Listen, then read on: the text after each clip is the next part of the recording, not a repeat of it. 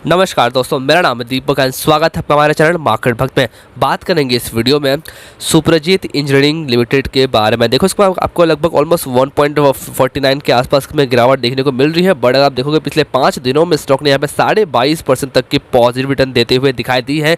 तो इसी कंपनी के चार्ट को एनालाइज करेंगे, रिजल्ट को देखेंगे और भी बहुत कुछ जानेंगे इस कंपनी के बारे में। तो अगर आप हमारे चैनल पर नए हो तो जो सब्सक्राइब कर लो ऐसे ही रेगुलर वीडियोज़ के लिए।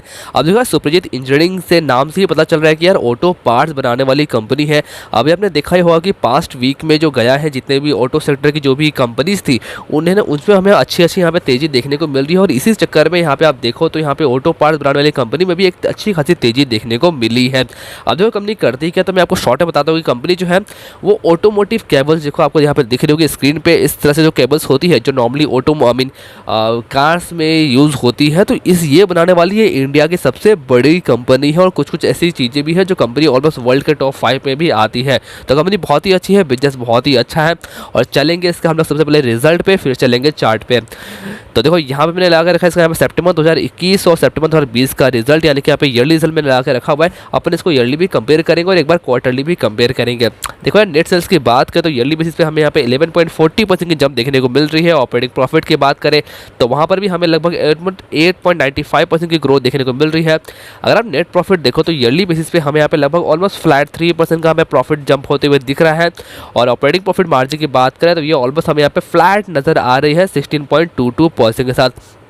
अभी देखो यार ये फ्लैट है, बट इसका मतलब ये नहीं है इस बार देखो ऑटोमोटिव पूरे का पूरा जो ऑटो सेक्टर है यहाँ पे पंगा ये हुआ कि यार देखो डिमांड जो थी, ठीक है, लोग डिमांड यहाँ पे बहुत थी बट सप्लाई नहीं हो पाई ड्यू टू सेमी कंडक्टर की वजह से, जितना आपको पता भी होगा। तो डिमांड था बट सप्लाई नहीं हो पाया, तो उस चक्कर में यार देखो जब ये सप्लाई हुई ही नहीं तो ऑटो पार्ट्स बनाने वाली जो कंपनी है उनका भी हमें यहाँ पे सेल्स कैसे बढ़ते हुए दिखेगा।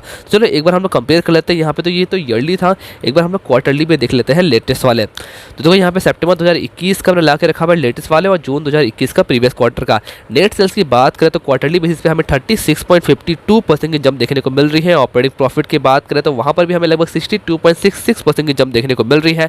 नेट प्रॉफिट की बात करें तो क्वार्टरली बेसिस पे हमें लगभग 14.81% की जंप देखने को मिल रही है। और अगर मैं ऑपरेटिंग प्रॉफिट मार्जिन की बात करूं वहां पर भी हमें क्वार्टरली बेसिस पे लगभग 2.61% की जंप देखने को मिल रही है।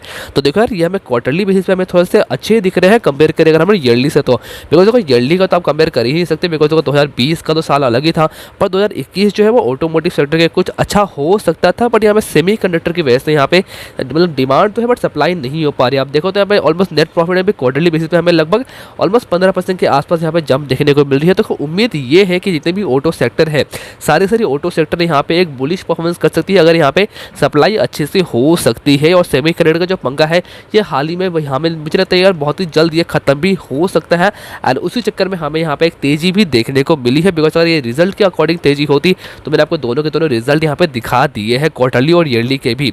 तो चलेंगे फटाफट से इसके हम लोग चार्ट पे। तो देखो यहाँ पे मैंने लगा रखा मंथली चार्ट, आप देखो तो मैं आपको बात करता हूँ। तो पिछले से बात करूँ तो स्टॉक 2005-06 में लगभग यहाँ पे 12 रुपये का स्टॉक था। हालांकि उतना पीछे बात करने का कोई फ़र्क मतलब बनता नहीं है यहाँ पे, तो मैं आपको फिलहाल के लिए मैं इसको हाइड कर देता हूँ, ठीक है। चलो यहाँ पे तो ऑलमोस्ट डिविडेंड का आ गया। आप देखो स्टॉक ने यहाँ पे लगभग दिसंबर 2017 में यहाँ पे लगभग 346 का हाई बनाया था, ठीक है, इस लेवल की बात कर रहा हूँ। अब देखो यार जब कंपनी यहाँ पे हाई बनाई थी ये लगभग था 2017 में लगभग यहाँ पे 346 का। उसके बाद अब देखो तो यहाँ पे लगभग गिरावट भी हमें देखने को मिली और गिरते गिरते स्टॉक यहाँ पे लगभग मार्च 2020 में यहाँ पे 99 रुपीज़ का लो बनाता है। एंड उसके बाद अब देखो तो स्टॉक ने जो यहाँ पे ब्रेकआउट दिया है, देखिए रजिस्टर का जो लेवल था लगभग यहाँ पे 350 का लेवल मांगे चलते हैं 2017 का, वहाँ पे आप देखो तो स्टॉक यहाँ पे ऑलमोस्ट यहाँ पे जुलाई, अगस्त, सेप्टेम्बर और अक्टूबर ये 4 महीना तक यहाँ पे स्ट्रगल करते हुए दिखाई दे रहा है। और ये इस महीने की कैंडल है, मंथली कैंडल है, राइट। और देखो इस महीने की कैंडल अभी आज की तारीख है ऑलमोस्ट यहाँ पे 19 नवंबर होता हुआ आ रहा है और स्टॉक ने इसी महीने यहाँ पे 474 रुपये का हाई बनाया है। यानी कि अगर आप देखो तो ऑलमोस्ट एक ब्रेकआउट हो चुका है और एक अपने ऑल टाइम हाई पे स्टॉक यहाँ पे ट्रेड करता हुआ दिखाई दे रहा है, ठीक है। और शायद इसको रेजिस्टेंस उसको ऑलमोस्ट स्टॉक ने यहाँ पे ब्रेक कर भी दिया है। अब देखो वीकली चार्ट पर भी देखिए अगर हम, तो देखो हमें वीकली चार्ट कुछ इस तरह से दिखाई दे रहा होगा। आप देखो एक चीज़ नोटिस करो तो स्टॉक जो है ना कि देखो रेंज में ही यहाँ पे चलती हुई दिख रही है। आप देखो तो स्टॉक ऑलमोस्ट एक रेंज में ही यहाँ पे चलती हुई दिख रही है। मैं काम करता हूँ, मैं आपको ऐसे अच्छे से दिखाता हूँ। मैं इस लेवल को अच्छे से मार्क कर लेता हूँ तो आपको देखो दिख रहा होगा यहाँ पे ये लेवल, आप देखो, ठीक है। अब देखो ये जो लेवल से यहाँ पे देखो स्टॉक ऑलमोस्ट ये पीछे से देखो स्टॉक यहाँ पे higher high higher low higher high higher low higher high higher low higher लाई, ये रेस्टेड में स्टॉक ने ऑलमोस्ट 2-3 दिन ऑलमोस्ट यहाँ पे 5-6 वीक गुजारे। उसके बाद देखो तो हमें एक ब्रेकआउट देखने को मिला और ये यहाँ पे आप वॉल्यूम देखो तो कंटिन्यूसली यहाँ पे जो वॉल्यूम है वो जून 2021 के बाद से अभी तक की हमें हाईएस्ट वॉल्यूम दिखाई दे रही है इस वीक पे। यानी कि वीकली कैंडल के अगर हम बेसिस पे बात करें तो यहाँ पे हमें एक परफेक्ट ब्रेकआउट की सिचुएशन भी हमें यहाँ पे देखने को मिल रही है और इसमें जो तेजी है वो आगे भी कंटिन्यू हो सकती है। मैं एक बार आपको लेके चलता हूँ इसका डेली चार्ट पे। तो देखो इसका डेली चार्ट है, आप देख रहे हो देखो पिछले ऑलमोस्ट पीछे से देखो काफ़ी एक अच्छे रेंज में स्टॉक परफॉर्म करते हुए दिख रहा था। मैं इसको थोड़ा सा आपको और जूम करके दिखाता हूँ। अभी आप देखो ना देखो ये एक लेवल यहाँ पे आ रही है, मैं आपको देखो तो यहाँ पे देखो एक रेजिस्टेंस था लगभग स्टॉक ने ऑलमोस्ट यहाँ पे 18 अक्टूबर को 398 का हाई बनाया था, बट उसके बाद फिर गिरावट है गिरते गिरते स्टॉक यहाँ पे 25 अक्टूबर को 350 का लेवल यहाँ पे टच किया। देखो उसके बाद हमें यहाँ पे ब्रेकआउट देखने को मिला और मैंने आपको बताया था कि 350 का जो लेवल था वो लगभग यहाँ पे ऑलमोस्ट 2017 से एक रेजिस्टेंस की तरह साबित होते हुए दिख रहा था। अभी देखो हुआ कि जब ब्रेकआउट यहाँ पे हमें देखने को मिली है ना इस कैंडल पे, आप देखो तो उसके नीचे हमें वॉल्यूम भी अच्छी दिखती हुई मिली। उसके बाद ही हमें नेक्स्ट दिन में हमें वॉल्यूम एक अच्छी खासी देखने को मिली और हमने कल यानी कि ऑलमोस्ट यहाँ पे हमें गिरावट देखने को मिली, बट उतनी कुछ खास बड़ी गिरावट हमें देखने को नहीं मिली है। ठीक है, बट देखो आप कैंडल को हम यहाँ पर ऑब्जर्व करते हैं ना कैंडल को भी, तो देखो आपको मैं कैंडल दिखाता हूँ। यहाँ पे एक आप कैंडल देखो, ठीक है, आप नोटिस करो यहाँ पे एक ग्रीन कैंडल है, यहाँ पे एक रेड कैंडल है जिसने उसको पूरा तरह से कवर कर लिया है ओपन से लेके यहाँ पे लो ऑलमोस्ट यहाँ पे ओपन से लेके क्लोजिंग तक का भी। तो यहाँ पे मे भी एक बियरिश इंगल्फिश पैटर्न पे बनते हुए दिख रहा है। मैं इस दो कैंडल की बात कर रहा हूँ, ठीक है। अगर मैं गलत हूँ तो आप कमेंट कर सकते हो, अपने व्यू शेयर कर सकते हो, ठीक है। तो यहाँ पे पैटर्न बनते हुए दिख रहा है, तो मुझे मे भी यहाँ पे थोड़े समय के लिए हमें गिरावट देखने को मिल सकती है, बट मुझे ज़्यादा गिरावट देखने को नहीं लगती है बिकॉज स्टॉक ने यहाँ पे 350 का लेवल बहुत ही तगड़ी वॉल्यूम के साथ ब्रेक करते हुए दिख रहा है।